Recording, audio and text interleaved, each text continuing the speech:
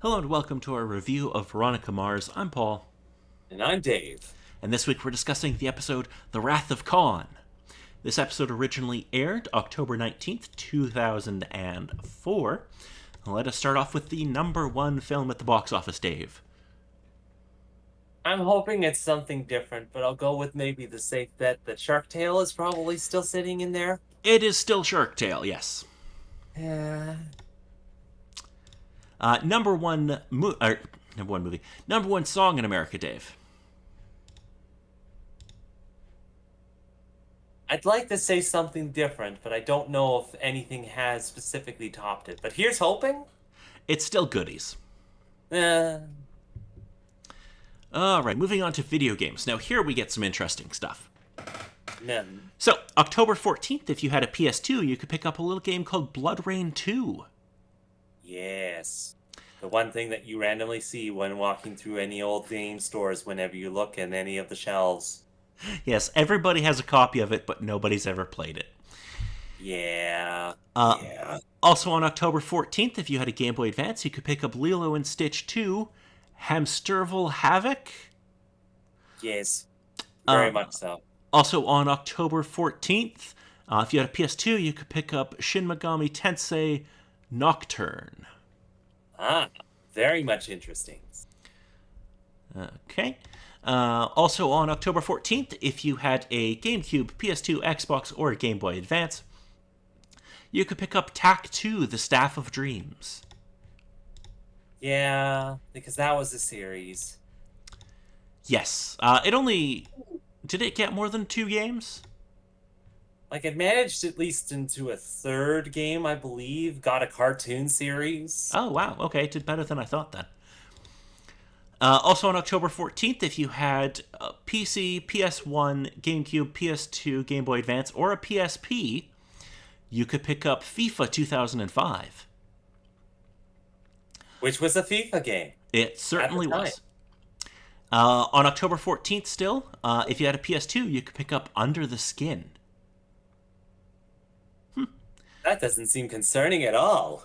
On October 18th, if you had a Game Boy Advance, you could pick up a little game called Kirby and the Amazing Mirror. Ah, yes. Multiplayer Kirby.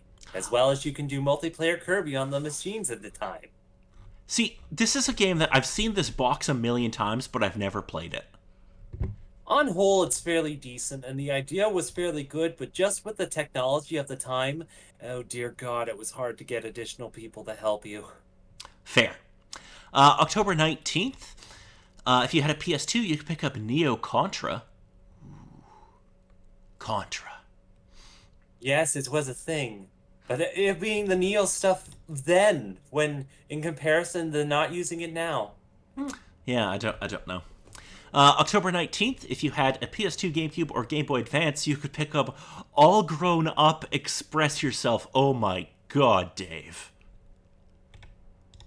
In the typical sort of sense, or should I be mildly concerned? You know what All Grown Up is, right?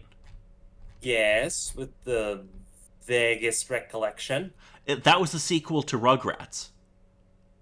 Yes. Yeah, now it's coming back. It's like, yeah, it was a thing. And there was stuff, most likely. There certainly was. Also on October 19th, if you had a PC, GameCube, PS2, Xbox, or Game Boy Advance, you could pick up Teenage Mutant Ninja Turtles 2 Battle Nexus. Yes. Though I can't remember specifically which series that was, whether it was the more edgier sort of style one or if it was still more of the cartoony. It says it was based off of the 2003 TV series, but I don't know anything about that because I've never really been a TMNT fan. Most likely it was probably the edgier one, which I have some information about. Also, finally on October 19th, if you had a Game Boy Advance, you could pick up, I'm going to probably pronounce this wrong, Boktae 2 Solar Boy Django. Ooh, the only game that you have to play in the sun. Oh, that's this one. Well, one of them. Okay. That's cool. That was only done with this series, wasn't it? Pretty much. It was one of the only other particular ones that was like, hey, you want to have additional power within the game? Play it outside. That's I understand why that didn't catch on, but I still think it's a cool mechanic. It is very intriguing, the particular ideas and technological advances that some particular people thought of that the particular time for certain games and series. Yes. Now let us get into the episode. Yes, which is discussing about more video games in a sense. It does, yes. Alrighty. So Veronica and Troy are kissing outside of her house and he asks her a homecoming dance. After they say goodbye, Veronica goes in and playfully confronts Keith about tracking Troy. He denies it, although says that if this guy is going to be kissing his daughter outside of his door for 8.5 minutes, he does have to meet him. Yeah. I do love their relationship, Veronica and Keith. It's very fun. In a flashback, Lily helps Veronica pick out a dress for homecoming. The next day, Wallace and his new friend, Georgia, talk to Veronica about starting an investigation. Georgia has received an email from a stranger, Carl, requesting money to help out with a gambling problem. Georgia reveals that she actually gave him the money, but he is late on paying it back. Veronica attempts to catch the person in a disguise. Later, Troy invites Veronica on a date, and she accepts his invitation to the dance. In another flashback, Logan, Duncan, Lily, and Veronica pose for pictures before the same dance the previous year. Veronica soon receives a call from Carl. At the meeting, Georgia does not recognize the man who appears. They decide to meet back tomorrow after Veronica doesn't have the money in cash. After Veronica confronts the man and finds out that the man's real name is Jimmy Spain, who has played a role Carl in another supposed project, after the show, Carl comes up to her and attempts to con her, after which she questions him. He reveals that he's actually taking part in a reality show called Duped, in which he and others con people while it is all being caught on camera. Veronica tells him it's a scam, and he gives her the phone number of the people who auditioned him. Wallace tells her that it is the number of a video game club. Okay. And he also tells her that she shouldn't go in because she won't blend in. Yeah, which leads to a thing. Yes, which leads to Veronica going into the club. Yeah. Because ain't nobody gonna tell her not to do something. Like, hell yeah. So true. She goes in what I will call full costume. She's doing her best, like... It's a very, like, Catholic schoolgirl look. Yeah.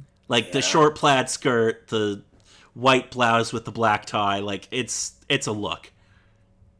Oof. Veronica soon finds a gamer's username that matches the email address. Veronica takes this person's ID and figures out that he is a college student at San Diego State University. Afterwards, Veronica talks with Wallace, and while they are preparing for a fake college interview, who tells her that he has a crush on Georgia. In a flashback, Veronica, Logan, Duncan, and Lily play Truth or Dare.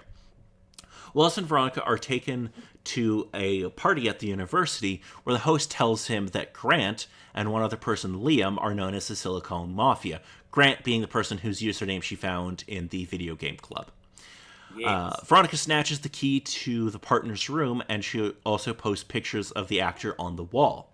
Both instances prove a connection between the Mafia and Georgia.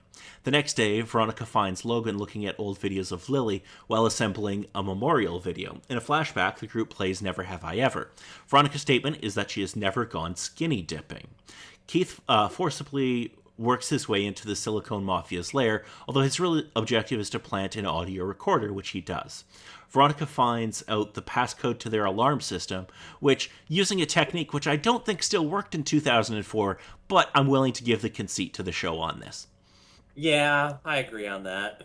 Meanwhile, Keith and Troy have an awkward talk, during which Keith tells Troy that he canceled his surprise reservation for Veronica at the Four Seasons. Keith traps the Mafia by telling them that he will give them an advanced screening of a new game, which was Matrix Online. After the distraction is complete, Veronica sneaks into the dorm. She reveals in a voiceover that they are making money, that they are going to make money off of a video game that they are creating through conning people. She completely disassembles their PCs. The two come back and see that Veronica has foiled their plan and escaped. They then pay the money back in exchange for knowledge of where their equipment is. And Georgia kisses Wallace. At Lily's memorial service, Celeste makes a speech before the fountain is revealed and the video plays. However, at the end of the video, Logan has put footage of the chaotic night of the dance, which the students enjoy. Afterwards, Weevil is shown to be crying. Huh. The night of the homecoming dance, Veronica stops the car and goes skinny dipping, fulfilling her promise made to Lily on the corresponding night 1 year prior.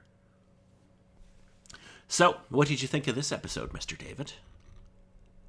I think on whole with this episode, it was a little bit more interesting with the basis of the investigation trying to find the con person. The first person run into not being too much of a lead, just a pawn cut up in it. And especially with Veronica's skills, she's still able to break in, but there's security systems, additional things that she has to break through and figure out from things from there. It was intriguing to see in all the additional details that they sort of went into. I'm pretty sure not to a super extent, but at least more so that it's like, it's good that they sort of thought of those particular things for this. Yeah, one of the things I really like about this episode is how they flash back, like they do the flashbacks and they relate them to things kind of currently happening, and it also gives us a little bit of more of a peek into Veronica's relationships with these people. Yes, with that stuff, I agree as well. And especially with it being the memorial is happening for her friend that passed, with all the stuff, that stuff is kind of additionally kind of forward in her mind that the flashbacks would be happening with that sort of stuff. That was also, I think, a decent touch with it, too. I also really like that, like, even though her and Logan really aren't on good terms, she still gives him the little tape with the recording of that night out, and then he, like, cuts it into the video and stuff, because he's like, Lily would have hated this, and then she's like, well, here. I thought that was kind of a nice little moment. Yeah. Yeah.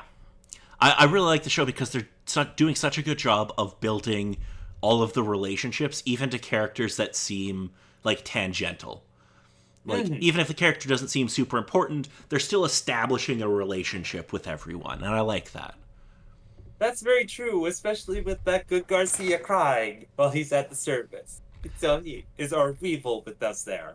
Yes, so we don't know why he's crying. Maybe that will come up in the future. Dun dun dun. It is hot. Alrighty, did you have anything else about this episode, Mr. David? I think at the very most was the particular gamer talk that sort of came up within the episode with that. It was well enough. They used particular popular things at the time that's like, I understood that reference, but also kind of the case of, I should be mildly insulted. But on whole, I think it's well enough, though I did not for the life of me know what game they were playing while she was at the video game club. So, I think it's a version of Quake. But I'm also not sure, because it's hard to tell with the way it's filmed and everything. You know, with technology at the time. Exactly. It gave me Quake vibes at the very least. Maybe somebody in the comments can let us know if they know what it is. But, yeah, it felt like a Quake to me, or like a knockoff of Quake. Which, I don't know why they would be playing Quake in 2004, but, you know. I mean, it's a good game. Quake, but, again, with the time, how many particular things are popular, it's still the case that even nowadays, Quake is still a thing. Yeah, no, totally. But yeah. Anyway. Yes, this was quite a fun episode. I quite enjoyed it. And we got a little bit of like overarching story here, more or less just at the end with Weevil.